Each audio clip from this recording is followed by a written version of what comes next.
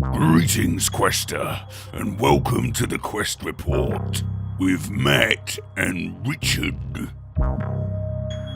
And on this Quest Report, we're going to be talking about A Study in Emerald based on the work of Neil Gaiman. This is from Tree Frog Games, and this one is based on basically a work of fiction, which is basically a combination of history with Lovecraft and Sherlock Holmes. Yeah, so you say it's by Neil Gaiman, but there's also HP Lovecraft and Sir Arthur Conan Doyle as well. If you're wondering why Richard's been very careful, there we are. That's because I put Cthulhu on his head. We were trying to find a place where everybody would see him, and yeah, he needed to be in the shot when we started talking about Cthulhu, so I'm going to respectfully put him here. Respectfully and with terror. Yeah. Yeah. Okay, so this is a really interesting game that blends different elements. Now, it's in this game, you get a secret identity at the beginning of the game. You're either a loyalist, which means you are loyal to the older gods, aren't you? To Cthulhu and the various other old ones. Yeah, they've already conquered the world. They have. And this is Victorian times. Mm-hmm. They've been ruling for 700 years. Yes. It's crazy. So, yeah, you say the secret identity, but it's actually like a secret faction, isn't it? So, yeah. You're either loyal to them, a loyalist, or a restorationist. You want humans to be able to rule again. So you're rebelling against them or you're supporting them. Yeah. And the actual game was designed by Martin Wallace. Yeah. Who's a very good games designer. His most famous game's probably Ankh-Morpork, the Discworld game. And we do like that one. We do love that game. And in this, I say you get your secret identity at the start. Now, that's very important because that doesn't just dictate your points and how well you do in the game. It dictates how well other people do in the game, and how well other people do in the game in turn affects how you do, because you have a loyalist track and a restorationist track, and as you're getting individual points for yourself, you also are affecting through various actions the loyalist and restoration tracks. Now, you gain points as the difference between those tracks widen. You lose points as the difference between those tracks shrink. And at the end of the game, the losing side will have their points deducted. Well, we all reveal what side we were on during the game, don't we, at that point? At the end of the game, yeah, when you're scoring. So, basically... And the person with the lowest score on the team, their entire team loses the amount of points that are the difference between the restorationist and loyalist tracks. Had to drag me down that time. You would have actually just sneaked ahead of me, I think, actually, the last time we played. If it wasn't for the fact that your team had the weakest scoring player on it. But that, yeah, I was the only loyalist. Yeah, and we were like basically in our Bajoran type cells. And when you're doing that kind of thing and fighting against impossible odds, then sometimes things just go bad. This is quite an interesting game because you've got your board, which has got your 9 different locations on it. So you've got like Paris, Constantinople, Berlin, and all these different cities. Yeah, Rome. it's all different capital cities, isn't it? Yeah. And in each capital city, there's a great old one, isn't there? Yeah, it's called the royalty. The royalty card. And in a 3-player game, you've got your city card, your royalty card, and then 3 other cards that are on there as well. And they're random, aren't they? They are randomly dealt out, so you can recruit those, any one of those 3 cards, which can give you different things. Yeah. It is a deck building game. Yeah, and they're from Lovecraft and from Sherlock Holmes. So and also from history. Some of them are historical characters that are. Yeah, there's like Bismarck, people like that. There is Irene Adler. And there was Lestrade as well. Yeah, there's ones that are associated with anarchist groups as well from history there. It's a really interesting, actually, set of cards. And you can recruit them and get yourself agents that you can then move around the board. You can place influence cubes on different areas to try and recruit those agents. You can also, once the royalty cards are out, you can try and assassinate those cards for points. Yeah, you can try and kill the old one that's ruling that city. And it's in the setup of the game that it's the fact that dynamite has been invented that is what's going to let you now start opposing the old ones. So because before that they had no option to fighting them, but once dynamite's invented, you've got something that can actually cause damage. And disturbingly, it's kind of a suicide attack. You do have to lose one of your agents to do it. Yeah, and also you can use that same tactic to attack agents of another player. But if you get to the end and when those loyalty cards are revealed, it turns out you've attacked someone else on the same side. Instead of gaining points, you lose those points. Yeah. So there's quite a lot of your points are dependent on these secret identity cards and who's on what side. And I actually really enjoy that because I find it interesting during the game to look around and try and work out who's on what side. I do think some people will not like that element because it's going to give them something else to try and to focus on and think about in a game that's already... And it's not heavy, but there is some intricacy in there, isn't there? It's very counterintuitive. That's what we found. It's all placing influence cubes and agents, and it's actually the rules are very simple when you get right down to it. You basically, on your turn, you have 2 actions, and you use your cards to accomplish those actions. And it's kind of a deck builder, isn't it? Yeah. So on your turn, you can place influence cubes onto the board. You can take influence cubes back off the board.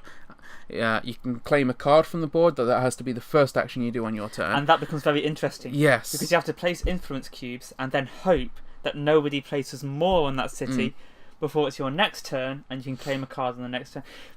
We really screwed each other. Like everybody was kind of like putting influence cubes down, and we're like, oh, I know what you just did there. So there's quite a few different things to think about in this game. Quite a few different symbols. You need to work out and know what the symbols are on the cards and when to trigger those symbols as well, don't you? But that you will know by the time you've played it once through. You will know it. And also there is quite a helpful play aid on the back of the rules book, which will help you to keep track of everything there. Somebody's constantly leafing through the rules because in the first game, I mean, it's not a heavy game at all, but like you said, for some reason it feels counterintuitive. But once you've played it, you know how the game works. It's actually quite simple rules-wise, and then you can focus on the tactics of the game. I can't really liken it to any other games. It's very Euro, but that's about it. So the one thing I did think about is that I think for Martin Wallace fans, if you've played other Martin Wallace games, you will recognise not necessarily the same mechanic, but similar mechanics. So, for example, the actions on the card at times reminded me a little bit of the way that the actions on the card work in Ankh-Morpork. Completely different actions, completely different symbols, but for some reason it was reminiscent of that for me. Yeah, the way that you use them. The way you use them to accomplish different actions. Yeah.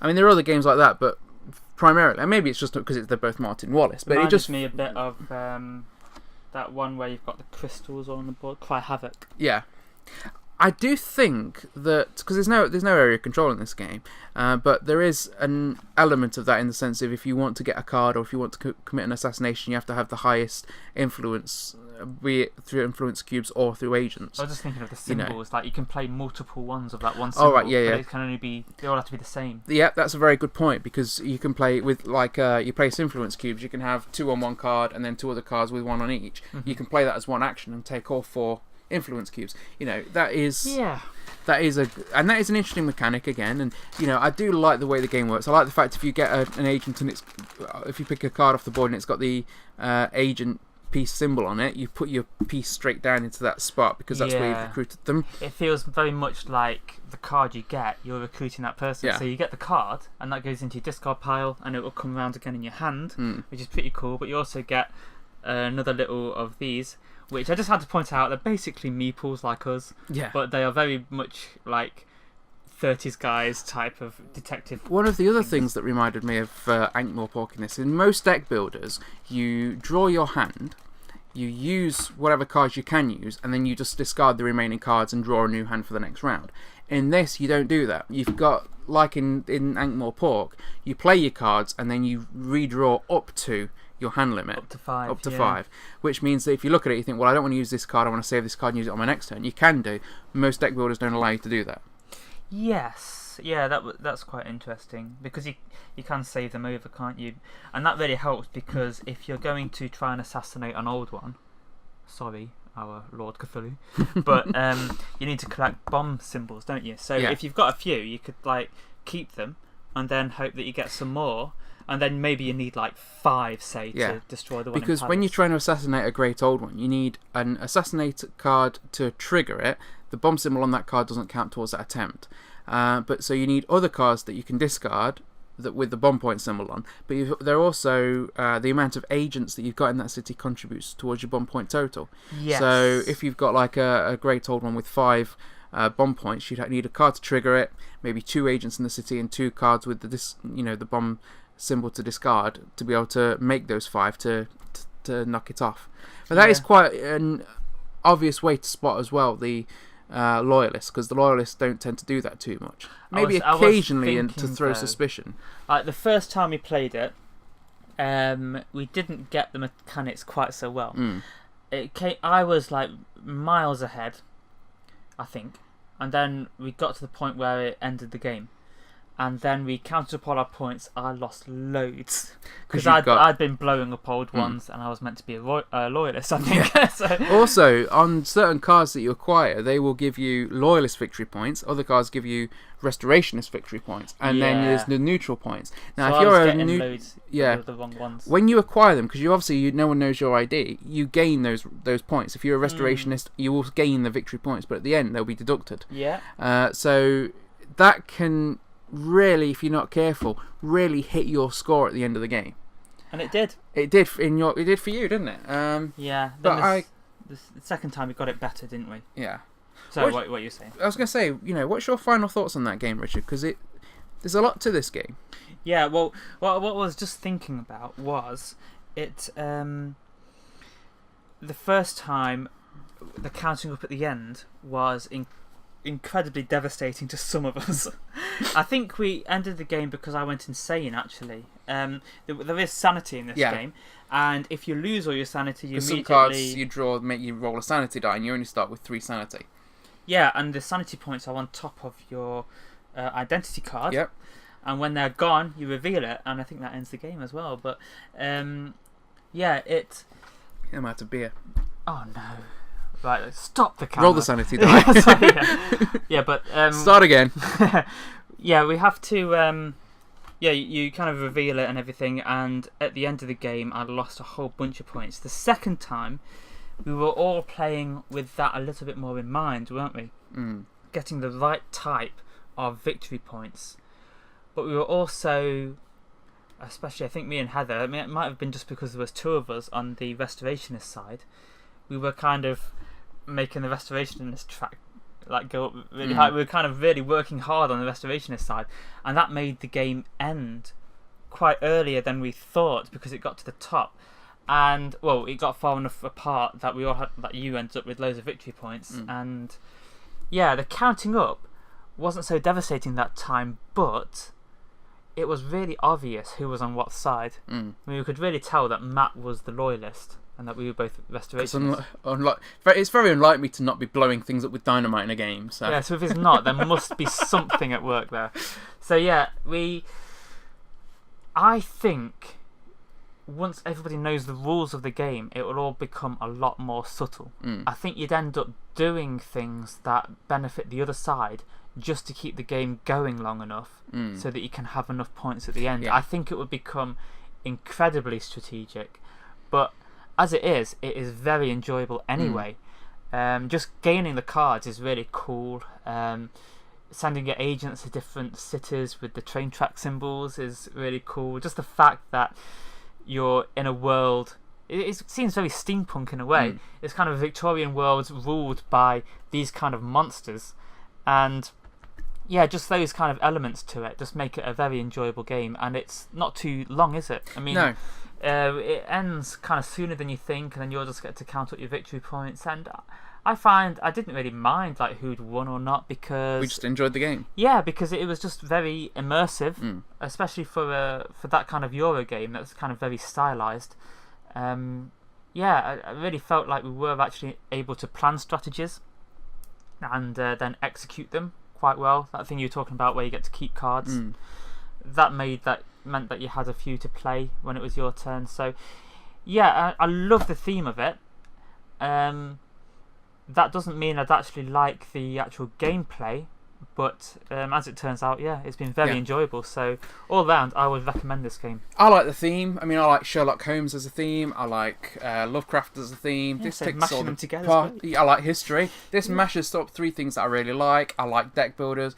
I'd say if you like Martin Wallace games, if you like deck builders, this is definitely one to go out and take a look at. And if you obey Cthulhu, then all sanity to you. So try and stay sane as well as Meddlesome. Yeah. Farewell, Quester. To find out about other productions by the Meddlesome Meeples, then check out our channel or rendezvous with us at meddlesomemeeples.com. Until next time, Quester, farewell and keep thine axe sharp.